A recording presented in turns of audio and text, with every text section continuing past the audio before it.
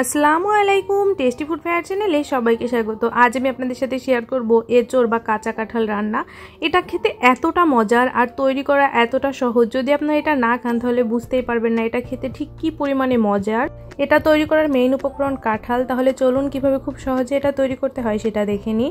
আমি এখানে একটা কাঁঠাল নিয়ে নিয়েছি। সর্বপ্রথম একটা কচি কাঁঠাল নিতে হবে। এই কাঁঠালটার ভিতরে যেন কোনোভাবেই আঁটি শক্ত হয়ে না যায়, বুসরাগুলো যেন আলাদা আলাদা হয়ে না যায়, বা এর ভিতরে যেন কোনো আঁটি বা রোয়া দেখা না যায়, ঠিক এরকম একটা কাঁঠাল লাগবে। আমি এখানে 9 ইঞ্চি সাইজের একটা কাঁঠাল নিয়েছি। আমার হাতের 1 বিঘা থেকে সামান্য একটু বড়। আসলে সাইজটা ম্যাটার করে না, একেবারে কচি একটা কাঁঠাল লাগবে, তাতে খেতে এটা অনেক বেশি ভালো লাগবে। কাঁঠাল যদি কচি না হয়ে বতি হয়ে যায় তাহলে কিন্তু এটা খেতে একেবারেই ভালো লাগবে না, একেবারে বিচ্ছিরি লাগবে। এই কাঁঠালে প্রচুর পরিমাণে কষ্ট, সেজন্য কাটার আগে খুব ভালোভাবে ছুরিতে, হাতে বা বোর্ডের উপর, বা আপনারা যদি বটি দিয়ে কাটেন, দা বটি যা দিয়েই কাটেন, তাতে আগে তেল লাগিয়ে নেবেন ভালোভাবে। তাহলে এই কষ্টটা আর কিছুর সাথে আটকে যাবে না, তা না হলে এই কষ্ট ছাড়াতে কিন্তু অনেক বেশি কষ্ট হবে। আমি কাঁঠালটাকে কেটে নিচ্ছি। এই তেল লাগানোর ফলে আমার ছুরিতে বা বোর্ডে কোনো কিছুতেই কিন্তু কষ আটকে নেই। যতটুকুন কষ আটকে থাকবে ভীম দিয়ে ডলা দিলে এটা ঠিক সাথে সাথেই উঠে যাবে। দেখুন কাঁঠালের ভেতরটা ঠিক কীরকম হয়েছে। এর ভিতরে কোনো আঁটি হয়নি শক্ত শক্ত, এই আঁটিগুলো একেবারেই নরম, বা এর ভিতরে কোনো রোয়ার ওরকম কোনো লক্ষণই নেই। একেবারে কচি কাঁঠাল নিতে হবে। আর এই যে ছুরিতে দেখতেছেন কষটা, এটা হালকা ডলা দিলেই নেটের সাহায্যে এটা উঠে যাবে। এবার কাঁঠালগুলোকে আমি কেটে নিচ্ছি। এই আঁতিটা ফেলে দিতে হবে, এজন্য আমি আগে মাছ বরাবর কাঁঠালটাকে কেটে নিচ্ছি। আপনাদের কাছে হ্যান্ড গ্লাভস থাকলে আপনারা চাইলে হ্যান্ড গ্লাভসও পরে নিতে পারেন, তাহলে আর কোনো সম্ভাবনাই থাকবে না এই কষটা লেগে যাওয়ার হাতে। এবার আমি মাছ বরাবর থেকে আঁটিটা কেটে নিচ্ছি। যে আঁতিটা থাকে, আঁতিটা অবশ্যই কিন্তু ফেলে দিতে হবে। আপনারা চাইলে এভাবে দাগ দিয়েও কেটে নিতে পারেন, বা আমার মতো এরকমভাবেই কেটে নিতে পারেন। আঁতিটা একটু বেশি করে ফেলে দিবেন যাতে এই শক্ত অংশটা কোনোভাবেই না থাকে।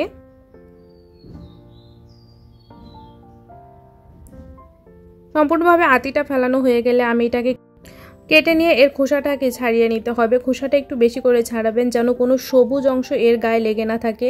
এজন্য প্রথমে আমি মাছ বরাবর কেটে নিচ্ছি। এবার এই খোসাগুলো ছাড়ানোর জন্য আমি আমার সুবিধা অনুযায়ী কেটে নিচ্ছি। আপনারা আপনাদের সুবিধা অনুযায়ী অবশ্যই এটাকে কেটে নেবেন। একটু লক্ষ্য করলেই দেখতে পারবেন আমি এর খোসাটা ঠিক কিভাবে কেটে নিচ্ছি। এইভাবে আমি সবগুলো কাঁঠাল থেকে খোসাটাকে ছাড়িয়ে নেব।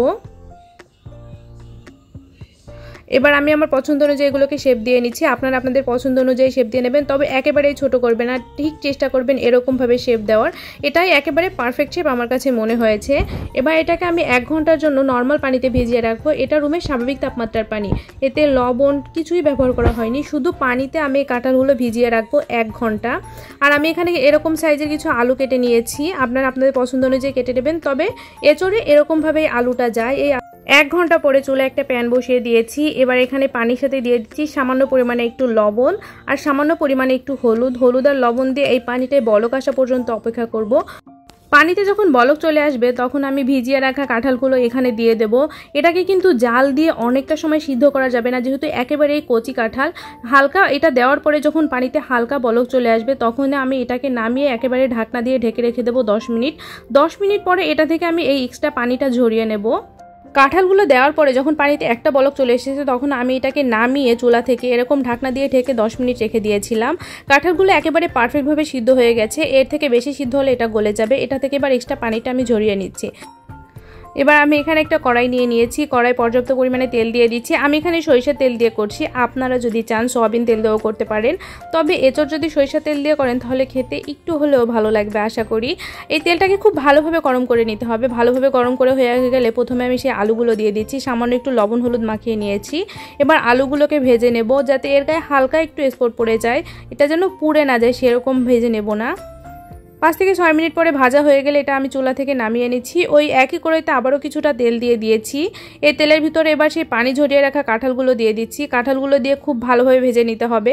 ভালোভাবে বলতে এর গায়ে হালকা একটু কালার আসবে, ঠিক সেই পর্যায়ে আমি এটাকে তুলে নেব।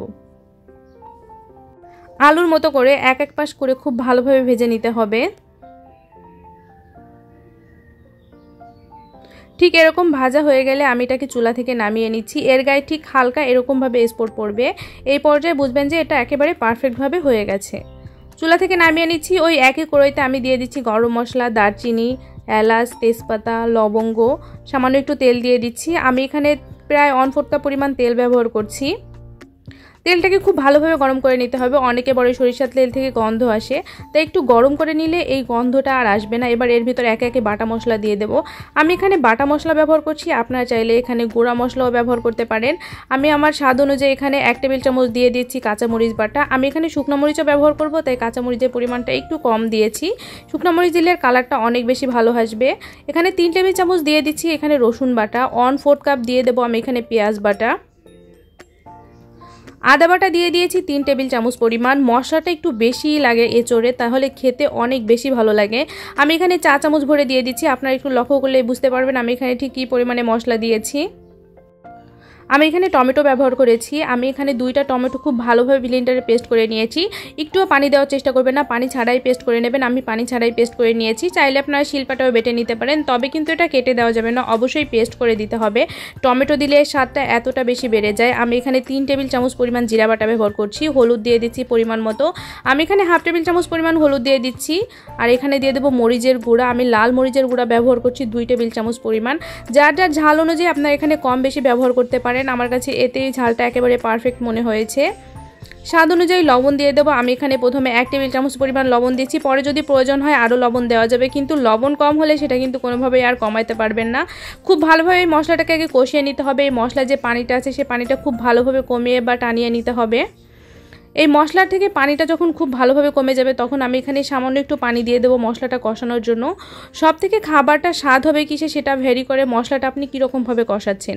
মশলাটা যদি অনেক ভালোভাবে কষান তাহলে তরকারি খেতে অনেক বেশি ভালো লাগবে। এই পর্যায়ে একটু টেস্ট করে দেখতে পারেন সব কিছু ঠিক আছে কিনা। যখন মশলা থেকে পানিটা একেবারে কমে গেছে তখন আমি এখানে সামান্য একটু পানি দিয়েছি মশলাটা কষানোর জন্য। এবার ঢাকনা দিয়ে অপেক্ষা করব এই পানিটা পুরোপুরিভাবে কমে যাওয়া পর্যন্ত। 2 থেকে 3 মিনিট লাগবে এটা কষাতে। 2 থেকে 3 মিনিট পরে ফিরে এসেছি। এবার এখানে দিয়ে দেবো চিংড়ি মাছ। আমি এখানে কিছু চিংড়ি মাছ ভেজে রেখেছিলাম, অবশ্যই কিন্তু এঁচোড়ে চিংড়ি মাছটা ব্যবহার করতে হবে। এবার চিংড়ি মাছ দিয়ে খুব ভালোভাবে নেড়েচেড়ে মিশিয়ে নিচ্ছি। এবার ভেজে রাখা আলু, কাঁঠাল এই সম্পূর্ণ উপকরণগুলো এবার একসাথে দিয়ে দিচ্ছি। দিয়ে খুব ভালোভাবে নেড়েচেড়ে মশলার সাথে খুব ভালোভাবে মিশিয়ে নিতে হবে। মশলার সাথে খুব ভালোভাবে মেশানো হয়ে গেলে আমি এখানে পানি দিয়ে দেব। সর্বপ্রথম আমি এখানে 1 কাপ পরিমাণ পানি দিয়ে দিচ্ছি। এই পানি দিয়ে আগে আমি এটাকে খুব ভালোভাবে একটু কষিয়ে নেব, এতে খেতে অনেক বেশি ভালো লাগবে। আপনারা যদি পুরোপুরি আমার রেসিপি ফলো করে রান্না করেন, আমি কথা দিচ্ছি আপনাদের প্রত্যেকটা রান্না অনেক বেশি সুন্দর হবে। রান্নাটা অনেক কঠিন না, সামান্য একটু টিপস ফলো করলে আপনার রান্নাও অনেক সুন্দর হতে পারে। দেখুন পুরোপুরিভাবে পানিটা কমে গেছে। এই পানি দিয়ে খুব ভালোভাবে এটা কষানো হয়ে গেছে। এভাবে কষিয়ে নিলে মশলাটা খুব ভালোভাবে এই আলু আর কাঁঠালের ভিতরে যাবে আর খেতে অনেক বেশি ভালো লাগবে। আমি এখানে আবারও 1 থেকে 1.5 কাপ পরিমাণ পানি দিয়ে দিচ্ছি। আপনারা আপনাদের প্রয়োজন অনুযায়ী পানিটা দিয়ে দেবেন। এবার ঢাকনা দিয়ে অপেক্ষা করব। এটাই আমি ঝোলের পানি দিয়ে দিয়েছি। মাঝে মাঝে অবশ্যই ঢাকনাটা তুলে একটু নেড়ে চেড়ে নেবেন। আমার এই এঁচোড়টা পুরোপুরিভাবে রেডি হয়ে গেছে। আমি এরকম একটু গায়ে গায়ে মশলা রেখেছি যাতে এটা খেতে আরও অনেক বেশি ভালো লাগে। ঠিক এই পর্যায়ে আমি এটাকে চুলা থেকে নামিয়ে নিচ্ছি। আপনারা অবশ্যই দেখবেন যে কাঁঠাল আলু ঠিকঠাকভাবে সিদ্ধ হয়েছে কিনা। সিদ্ধ না হলে আপনারা আরেকটু পানি দিয়ে এটাকে খুব ভালোভাবে সিদ্ধ করে নেবেন। যদিও এটা সিদ্ধ করা ছিল, এবার একটু পরিবেশন করে দেখিয়ে দিচ্ছি। দেখুন এটা দেখতে কতটা সুন্দর হয়েছে। আলহামদুলিল্লাহ, এটা খেতে এতটা মজার, আপনি যখন খাবেন তখন মনে হবে যে আপনি এটা গোশ খাচ্ছেন। আপনি ভাত, রুটি, পরোটা যার সাথেই সার্ভ করেন না কেন এটা খেতে অসম্ভব মজার। একবার হলেও তৈরি করবেন। এই কাঁঠালের সিজন থাকতে থাকতে একবার হলেও তৈরি করে দেখবেন, সত্যি এটা খেতে অনেক মজার। আশা করি আজকের রেসিপিটা আপনাদের অনেক বেশি ভালো লেগেছে। ভালো লাগলে অবশ্যই একটা লাইক দিবেন। আর এরকম নতুন নতুন রান্নার আপডেট পেতে প্লিজ আমার চ্যানেলটা সাবস্ক্রাইব করে রাখবেন। যারা চ্যানেলটা সাবস্ক্রাইব করেছেন তাদের অসংখ্য ধন্যবাদ। সবাই অনেক ভালো থাকবেন। দেখা হবে আবার নতুন কোনো রেসিপিতে, ফিরে আসবো আবার নতুন কোনো পর্ব নিয়ে। সে পর্যন্ত ভালো থাকবেন। আজ এ পর্যন্ত, আল্লাহ হাফেজ।